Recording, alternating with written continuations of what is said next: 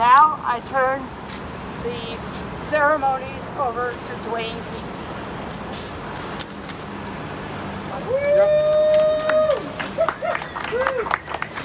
So first of all, thank you all so very much coming, despite the weather, despite what we all thought was going to happen, where we might be washed out.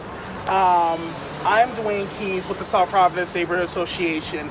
Just to give a quick little background with us, this idea is not new. For those who don't know, this has been floating around since 2016. And it's only been recently with the pandemic that some folks thought that, oh, you know, with all that's going on, ain't no one going to notice what's going to happen. Let's try to get this idea on through, and they ain't going to say nothing. The neighbors, and myself included, some who ride the bus, some who don't, some who walk, we all went to this meeting with the City of Providence back in 2016, heard this idea, and asked questions. How does this improve the commutes, the times, the fares? Are people paying more or less to ride the bus? How is this beneficial to the riders? None of those questions were answered. Instead, this was supposed to be some sort of development that would improve the city, that would enrich the lives of those who don't use public transit. So why are we using transit-oriented funds for things that are not transit? More importantly, let's talk about impact. Let's talk about those who rely on public transit, who this will be so harmful for them. Think about those who need to get to school who use public transit. Think about those who need to get to their medical appointments that need public transit. Think about those who are the voices, I like to say, who could not be here today because of their lives and them having to make sure they get their bus to get home or to get to where they need to be on time.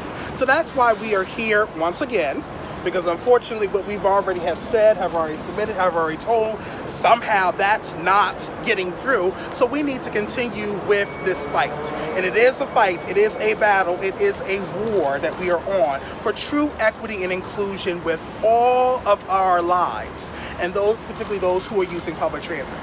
So thank you again for coming. Just to give you an overview, we're going to have what I like to call a rally on the road. We're going to start here. We're going to have a few people speak, about 3 to 4 speakers at each particular site with the exception of one, but we're going to start here with some remarks from those particular speakers. Then we're going to have someone lead, Liza may be leading us or somebody else. We're going to go walk to those proposed multi-hub sites because we want you to see this in action.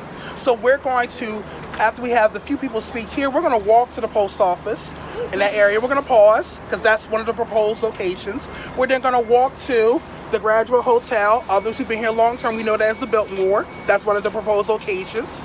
We're then going to go to the terminal station. That's one of the other smaller hubs that's going to be proposed. At each of the Graduate Hotel and the terminal station, we're going to have speakers speak there. We're going to come here, wrap up with one last assigned speaker. Then we're going to have what we call like an open mic for anyone else who we have not acknowledged to give remarks and words. Once there, we're going to do a closing, but right now at each of particular sites, and I'm going to start right now, you heard what they talked about in terms of the information about Rhode Island transit riders and the information about contacting the representatives. Contact Rep. Marv Abney. His phone number's on this sheet. Contact Dan McGee, 401-222-2080. And you'll hear me repeat that with calling the governor's office. Again, 401-222-2080. So with that, let's get this rally going.